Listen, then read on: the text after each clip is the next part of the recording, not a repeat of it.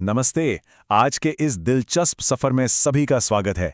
आज हम मध्य भारत के बेहद रंग बिरंगे और जीवंत आदिवासी इलाकों की सैल पर निकलने वाले हैं, बिल्कुल एक एंथ्रोपोलॉजिस्ट यानी मानव विज्ञानी की फील्ड डायरी के पन्नों की तरह। हम एक बहुत ही खास और ऐतिहासिक विषय की गहराई में जाएंगे, जो हमें एक प्राचीन संस्कृति को बिल्कुल करीब से समझने का मौका देगा। चलिए शुरू करते हैं। तो इस शानदार कल्चरल एक्सपीरियंस में पूरी तरह डूबने के लिए तैयार हो जाइए। शुरुआत करते हैं भगोरिया हाट के इस विशाल नज़ारे से। होली से ठीक पहले ये जगह पूरी तरह से जीवंत तो उठती है। और ये कोई आम मेला नहीं है। जरा इमेजिन कीजिए, आसमान छूते बड़े बड़े फेरिस व्हील्स और लोगों का ये हुजूम। इसे देखने के लिए लोग दूर दूर से खिंचे चले आते हैं। हमारे आज के सफ़र का प्लान कुछ ऐसा रहेगा। सबसे पहले हाट तक की यात्रा, फिर फसल कटाई का समय, जीवन साथी चुनने के दिलचस्प तरीके, आदिवासी स्वायत्तता, ढेर सारा संगीत और नृत्य, और आखिर में कुछ अहम फील्ड नोट्स। इस पूरे सफर में हम देखेंगे कि कैसे ये रंग बिरंगे रीति रिवाज उनके गहरे सामाजिक रिश्तों की कहानी कहते हैं। तो चलिए आगे बढ़ते हैं हमारे पहले पड़ाव की तरफ, हाट तक की यात्रा। अब यहाँ जो टाइमलाइन है वो हमारे पूरे 4 दिन के सफर का खाका खींचती है। शुरुआत कवांट हाट और अराइवल कैंप की ब्रीफिंग से होगी। फिर हम भगोरिया उत्सव के रंगों में डूबेंगे और उसके बाद जीप सफारी के साथ साथ पारंपरिक घेर नृत्य का आनंद लेंगे। वैसे एक छोटा सा ट्रैवल टिप, अगर झाबुआ और कवांट हाट जा रहे हैं तो आरामदायक जूते पहनना मत भूलिएगा, क्योंकि यहाँ भारी भीड़ होती है। और हाँ, स्थानीय रीति रिवाजों का पूरा सम्मान करते हुए इस अनुभव का मजा लेना सबसे जरूरी है। अब आते हैं दूसरे अहम हिस्से पर, होली से ठीक पहले फसल कटाई का समय। इस समय की अहमियत को समझना बहुत जरूरी है। ये पूरा उत्सव फाल्गुन के महीने और कृषि फसल की कटाई पूरी होने के बिल्कुल साथ साथ चलता है। मतलब समुदाय की खेतीबाड़ी की खुशहाली सीधे उनके इस जश्न से जुड़ी है। जब फसल लहलहाती है तो चमकीले रंगों और खूबसूरत पारंपरिक पगड़ियों में सजे इन लोगों का उत्साह सच में दोगुना हो जाता है। हमारे फील्ड नोट से एक बहुत ही दिलचस्प बात सामने आती है, गुलाल या सूखे रंगों का इस्तेमाल। ये सिर्फ रंगों का खेल नहीं है, बल्कि इसके 2 खास मकसद हैं। एक तरफ तो ये आने वाली होली का जश्न मनाने का तरीका है, और दूसरी तरफ आपसी रजामंदी से अपना जीवन साथी चुनने की प्रक्रिया भी इसी से शुरू होती है ना कमाल की बात। चलिए अब तीसरे भाग पर नजर डालते हैं, जीवन साथी चुनने के अनोखे और पारंपरिक रीति रिवाज। सबसे बड़ा सुराग तो खुद भगोरिया शब्द के नाम में ही छिपा है। ये हिंदी के भाग शब्द से बना है, जिसका सीधा सा मतलब है दौड़ना। ये असल में एक स्वयंवर जैसी परंपरा है। यहाँ युवा एक दूसरे को पसंद करते हैं, अपने इरादे जाहिर करते हैं और फिर एक साथ तब तक दूर रहते हैं जब तक कि समाज औपचारिक रूप से उनकी शादी को मंजूरी नहीं दे देता। यहाँ का सोशल मैकेनिज्म बहुत ही खास है। मेले के बीच एक आदिवासी युवक युवती को एक सुपारी पेश करता है। अगर वो इसे स्वीकार कर लेती है तो बस समझ लीजिए बात पक्की।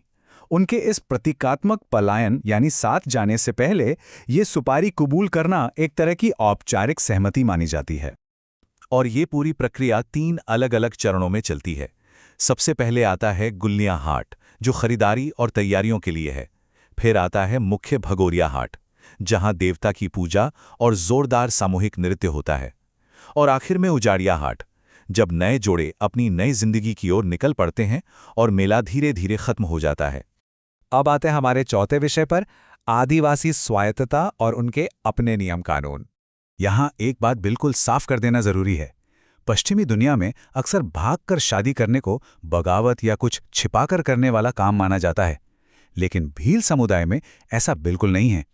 यहाँ ये एक बहुत ही व्यवस्थित, लोकतांत्रिक और पारंपरिक सामुदायिक नियमों के दायरे में होने वाली प्रक्रिया है।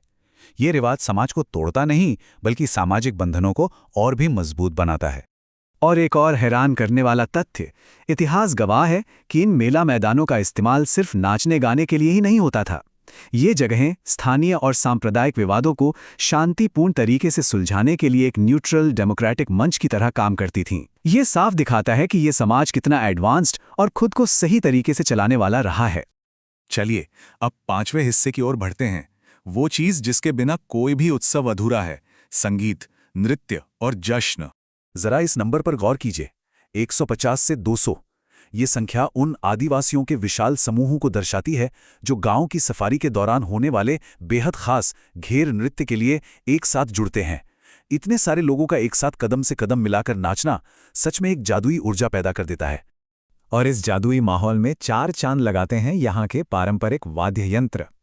बांसुरी की धुन, कुंडी की थाप, हारमोनियम, सारंगी, झांझ और मांदल, ये सब मिलकर एक ऐसी लयबद्ध सिम्फोनी तैयार करते हैं जो नर्तकों की उस सम्मोहक ऊर्जा को लगातार बनाए रखती है।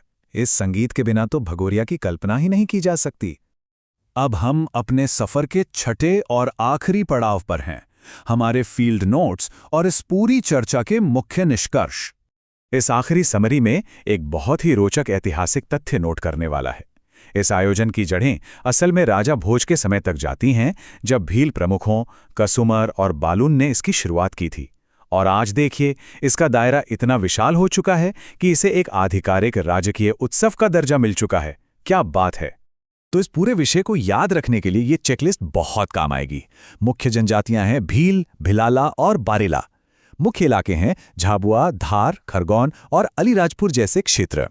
इसका कृषि से जुड़ा महत्व और आखिरकार मार्च 2023 में मध्य प्रदेश के स्टेट फेस्टिवल के रूप में इसकी घोषणा। ये सारे पॉइंट्स इस गहरी संस्कृति को समझने के लिए बिल्कुल सटीक हैं। अब इन रंग बिरंगे हाटों और जश्न के माहौल से विदा लेते हुए एक सवाल जहन में जरूर आता है।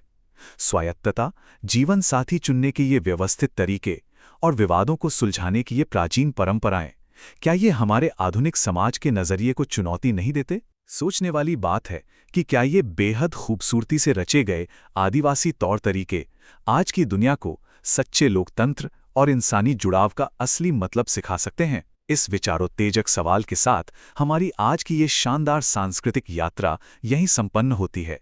हमारे साथ जुड़ने के लिए बहुत बहुत शुक्रिया।